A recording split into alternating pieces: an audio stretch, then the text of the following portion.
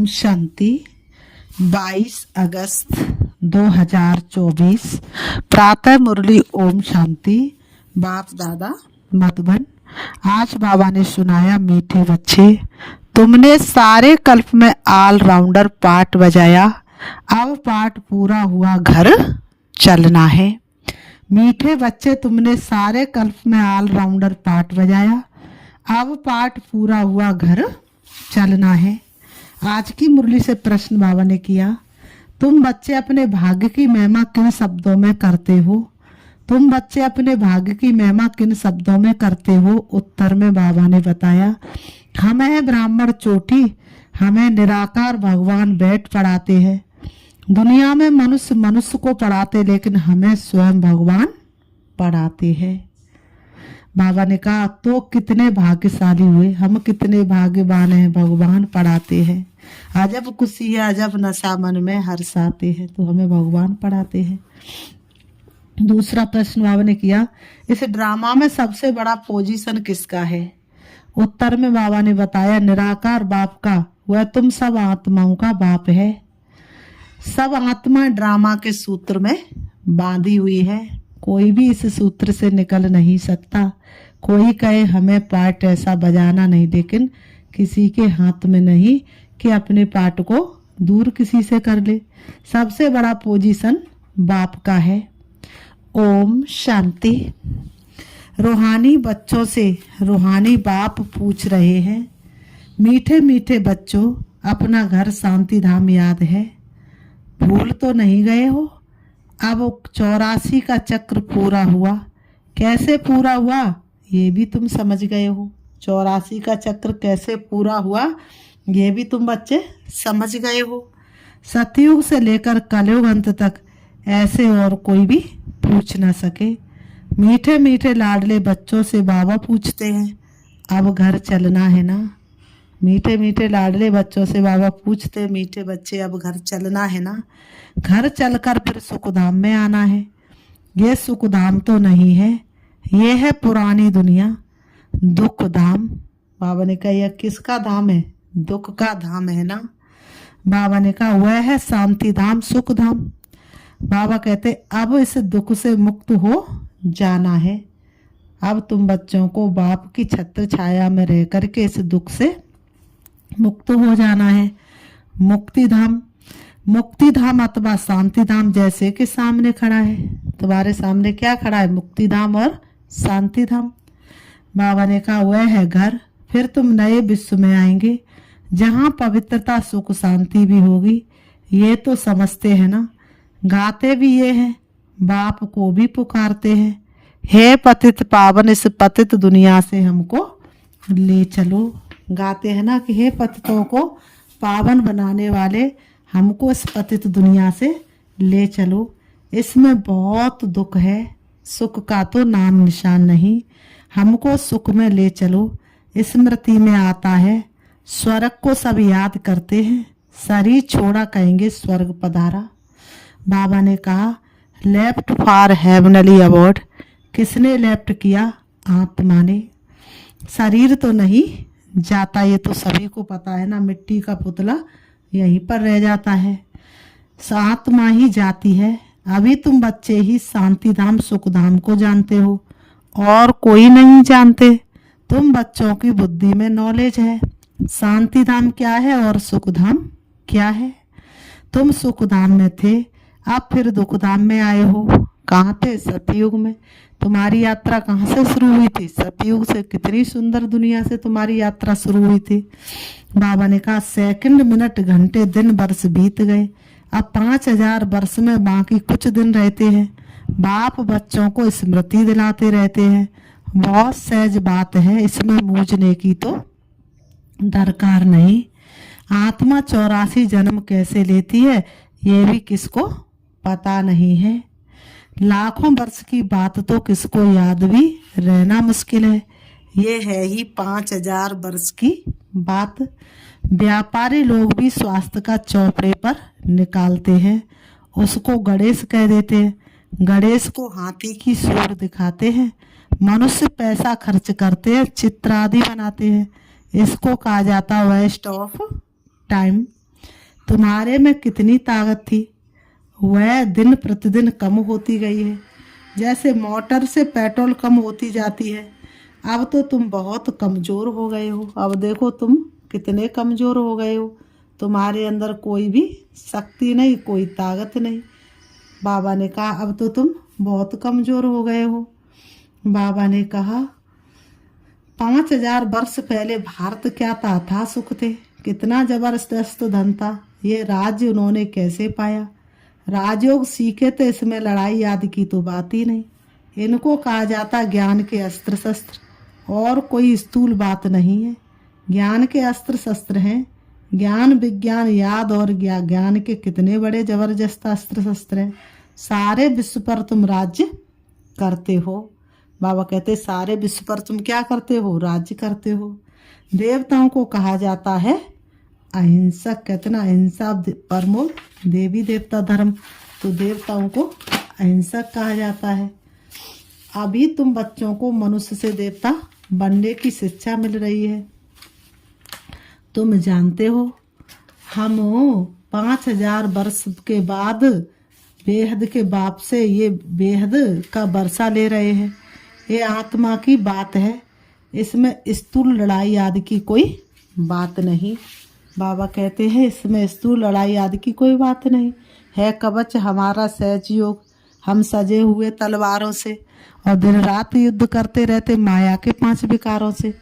तो बाबा ने कहा आत्मा पतित बनी है, इसलिए वह पावन होने के लिए बाप को बुलाती है। अब बाप कहते हैं मीठे मीठे बच्चे, अब तो घर जाना है, चलना है घर वापस। अब तो यही ज्ञान का सार।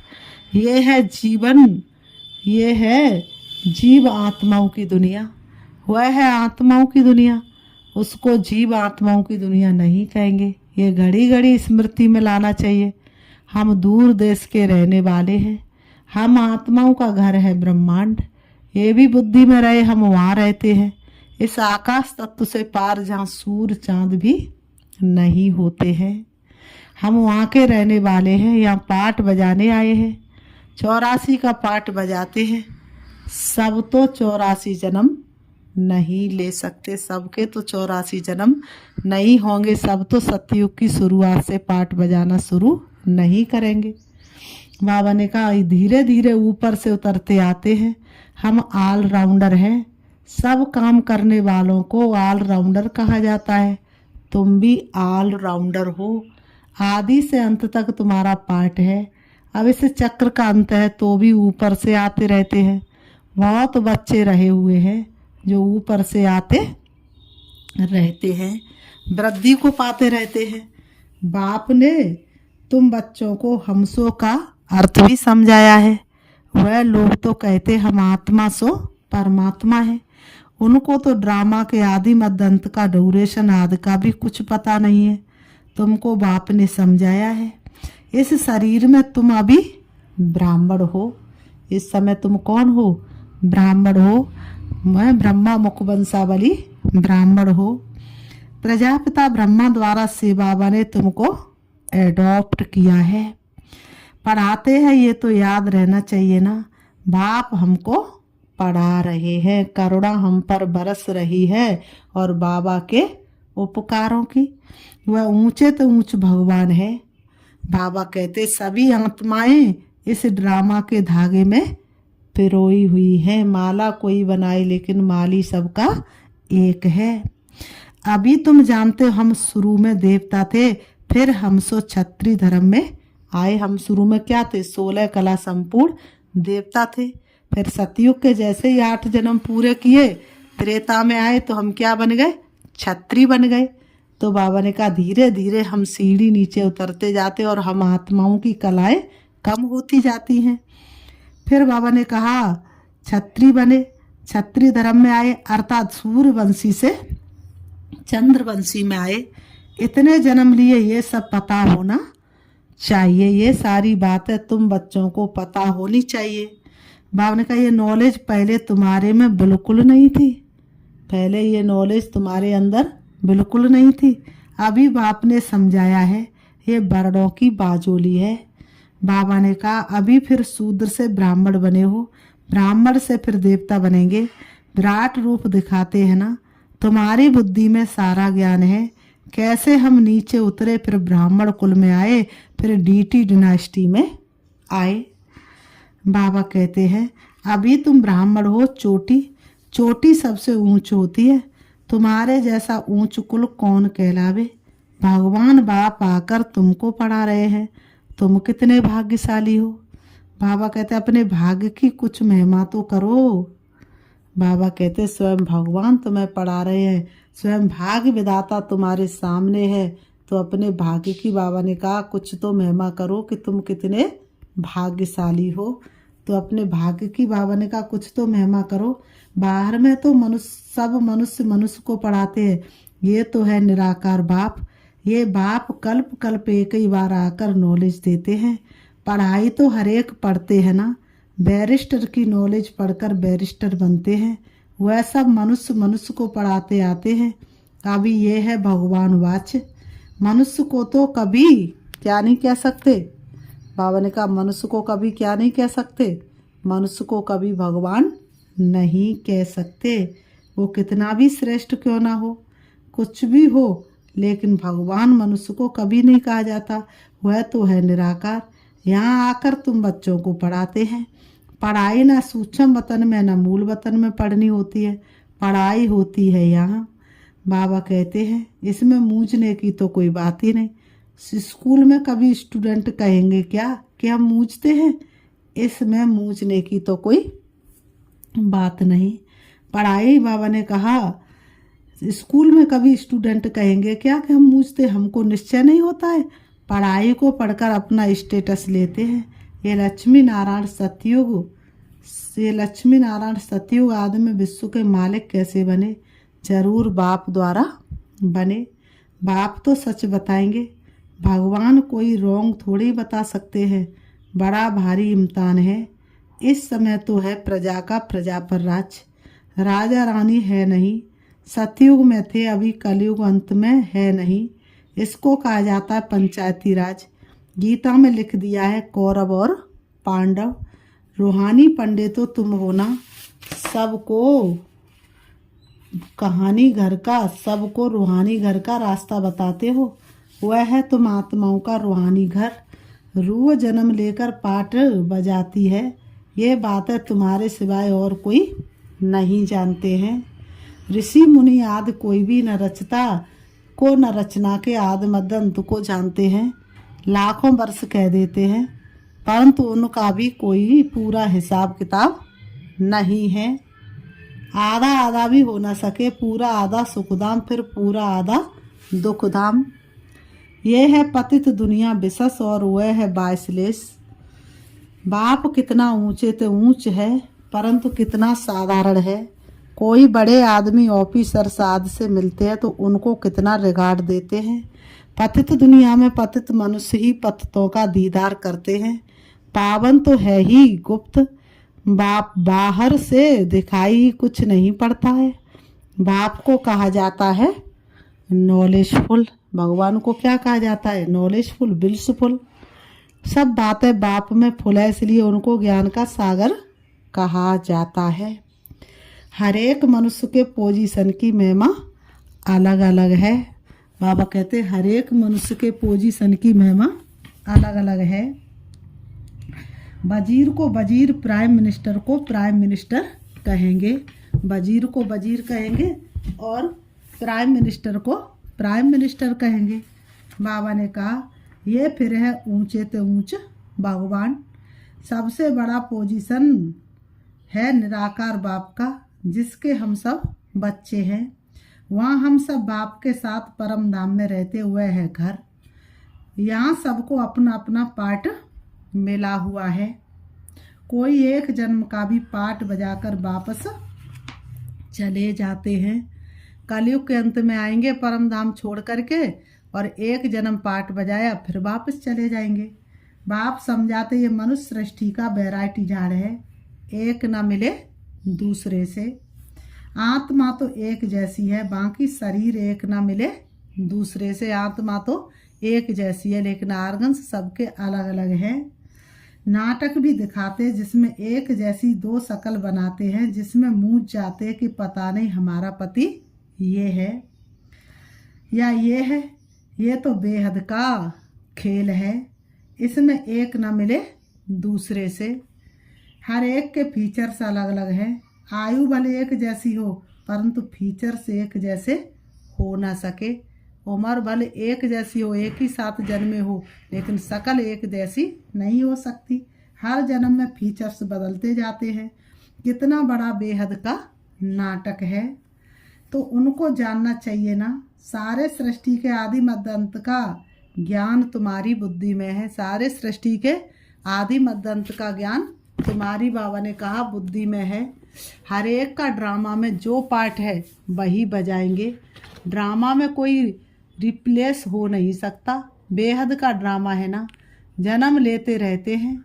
सबके फीचर्स अलग अलग हैं। कितने वैरायटी फीचर्स हैं, कितने वैरायटी फीचर्स हैं। ये नॉलेज सारी बुद्धि से समझने की है, कोई किताब आदि है नहीं। गीता का भगवान हाथ में गीता ले आता है क्या? वह तो ज्ञान का सागर है। पुस्तक थोड़े ही ले आया, पुस्तक तो भक्ति मार्ग में बनते हैं। तो ये सब ड्रामा में नूद है, एक सेकंड न मिले दूसरे से। तुम बच्चों को तो सब समझा दिया है। चक्र पूरा हो फिर नए फिर शुरू होगा।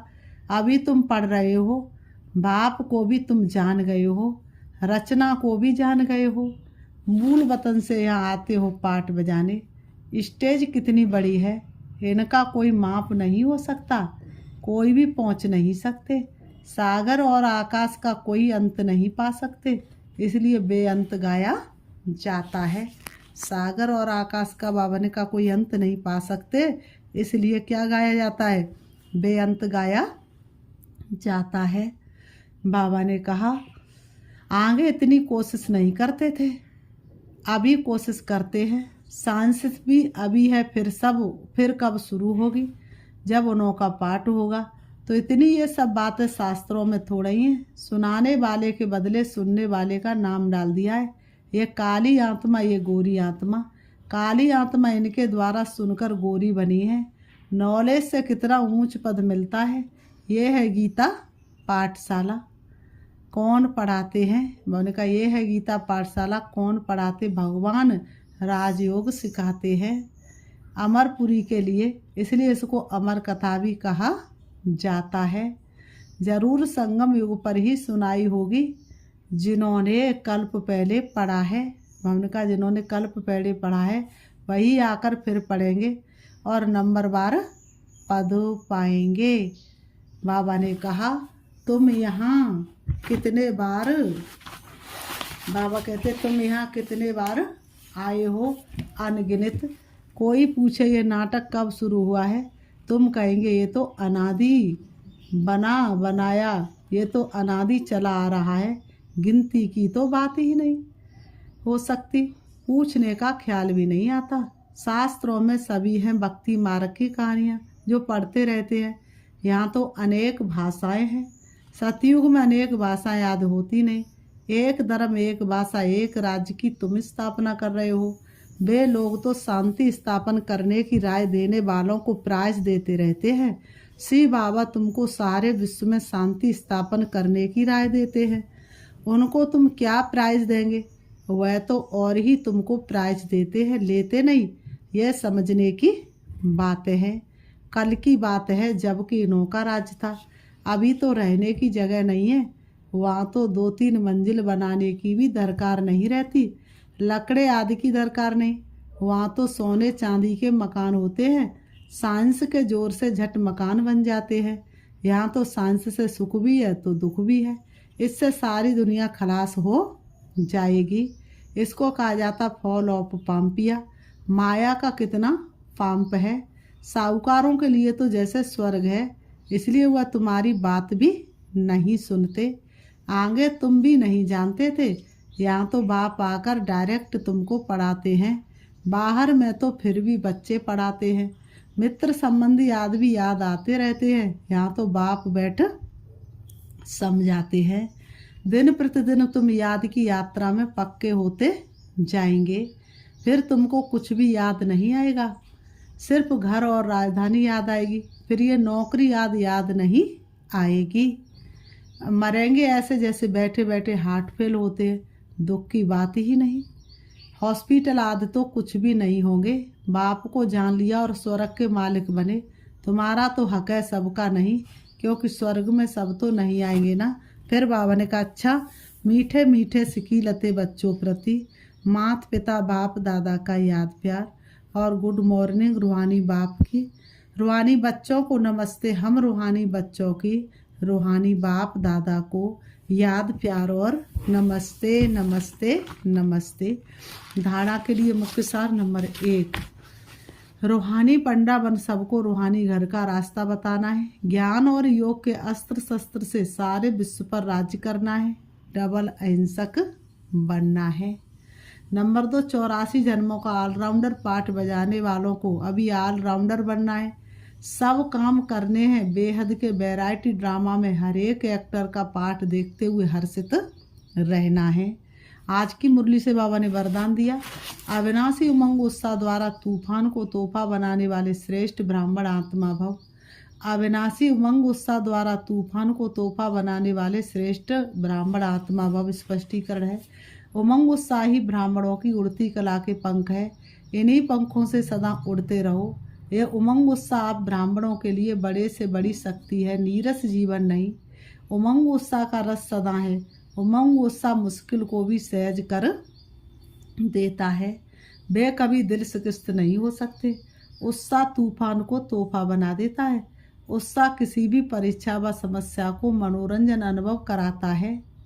ऐसे अविनाशी उमंग उत्साह में रहने वाले ही श्रेष्ठ ब्राह्मण हैं। ऐसे अविनाशी उमंग उत्साह में रहने वाले ही श्रेष्ठ ब्राह्मण हैं। आज की मुरली से स्लोगन है, शांति की बास धूप जगाकर रखो तो अशांति की बास समाप्त हो जाएगी।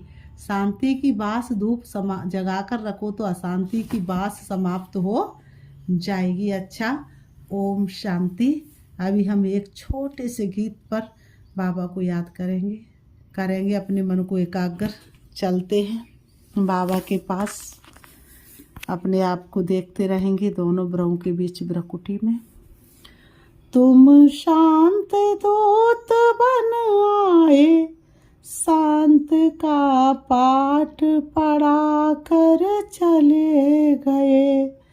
मानव को मानव की असली पहचान बता कर चले गए। तुम शांत दूत बन आए, शांत का पाठ पढ़ा कर चले गए। तुम सिंध प्रांत में पैदा हुए, श्रद्धा से तन मन हर पढ़ किए। शिवु ने तुम्हें ब्रह्मा नाम दिया, तुम्हें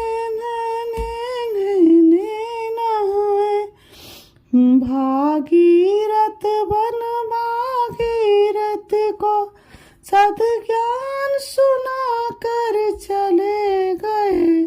तुम शांत दूत बन आए, शांत का पाठ पढ़ा कर चले गए।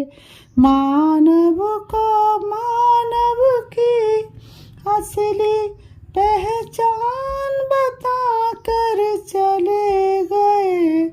तुम शांत दूत बन आए, शांत का पाठ चढ़ा कर चले गए। तुम शांत दूत बन आए, शांति का पाठ पढ़ा कर चले गए।